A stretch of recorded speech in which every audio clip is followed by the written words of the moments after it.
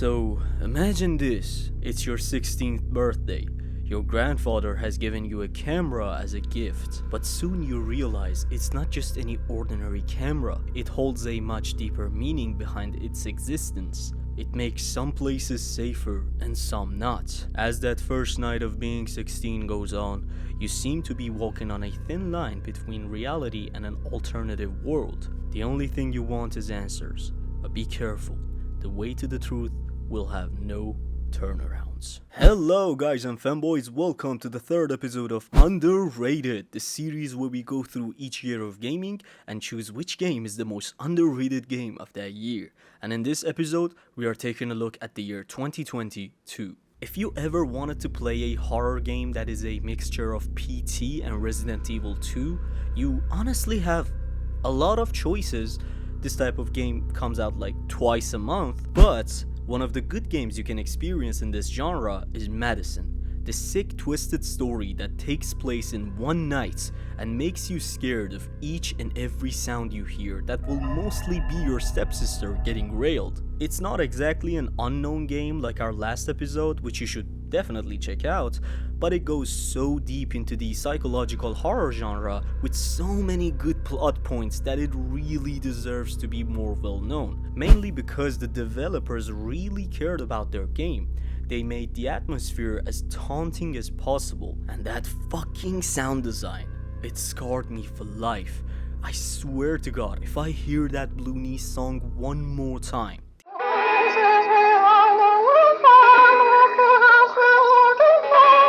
these are all good qualities though. It means Bloodiest Games actually wanted us to feel what the main character feels. If you play this game with a headphone, there will be at least 20 times that you question whether the knock on the door or the phone calling was in game or not. There are actual reasons as to why this game didn't sell as much as it should have. First of all was the fact that MADiSON was their first ever professional game making experience, and the game was a self-published game, which means they had a lower ceiling on how much they could market the game. And besides that, the game also had a weird development cycle. It started back in 2016 and they even put out a demo of the game in 2017. But Bloodiest, for some fucking reason, wanted to release the game with a different trademark, and that process took some time, which made the release date July 8th, 2022. Now maybe you're like, oh, that's not too bad, it just got delayed.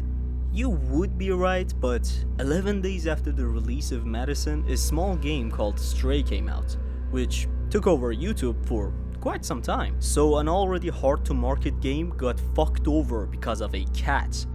It did get some recognition and awards though, so it wasn't all bad. You may also know MADiSON as the horror game with the most heartbeats recorded, or the scientifically proven scariest game of all time. Besides all of this, MADiSON still could have performed a lot better had it not been for the technical issues on launch. You see, when MADiSON first launched, it had too many bugs, but what games don't have bugs on launch these days? The bigger problem was the save system, which it still partially exists to this day. The game relies solely on its autosave, and it doesn't give you the option to manually save it. And at first, the autosave didn't really save the game and players would constantly lose progress. So you can imagine how much damage that deals to a game wanting to go big. Now, I did say the problem isn't completely solved. What I meant was the first hour of the game, where the autosave just happens too late. The game saves at about 5% of the way in, and you don't get a new save until the 20% mark. But in all fairness, MADiSON is a pretty short game.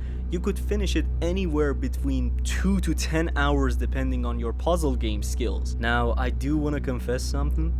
I played MADiSON back in 2022. Oh, Squidward! But the first hour of the plot just didn't have the pace to keep me interested back then. But now that I had the chance to play it fully for this video, I can safely say it's one of the best horror stories told in a video game. It has so much more depth than what it shows you at first. I'm only gonna talk about the start of the game here because I don't want to spoil you, but I really recommend going through it yourself because you won't leave the game the same way you started it. Late at night, you wake up to the sound of your father screaming and punching your room's door. As you're confused about what's happening, you find pictures of dismembered body parts. Do they look familiar? But there's no time. You manage to escape from your room to the conjoined house next to you that is your grandfather's. This place hides more than it shows, but one thing it doesn't hide at all is this camera. Happy birthday, you're now 16. Take your first picture. And now, you made your first of many mistakes. And as you make your next turn, you find out you're not alone here. Take your grandfather's picture and put it here. Take another pic and...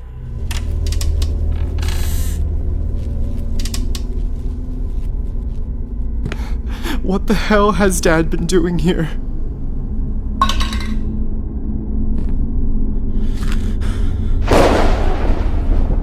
This room is where your father was researching about MADiSON Hale, the woman who famously went on a killing spree and wanted to sacrifice 7 lives for her to come back to life after her death. Well, why would that be so important to your father to the point that he went this crazy? As you go on, that camera disconnects you more and more from the real world.